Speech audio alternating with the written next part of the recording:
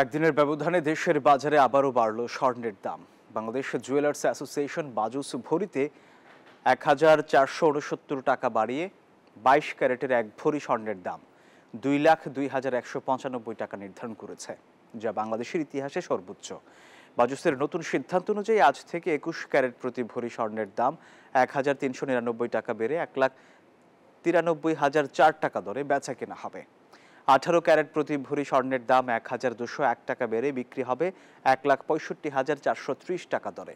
সনাতনী স্বর্ণ প্রতি ভরির দাম ১,০২৭ টাকা বাড়িয়ে নতুন দর নির্ধারণ করা হয়েছে ১,৩৭,৪৭২ টাকা।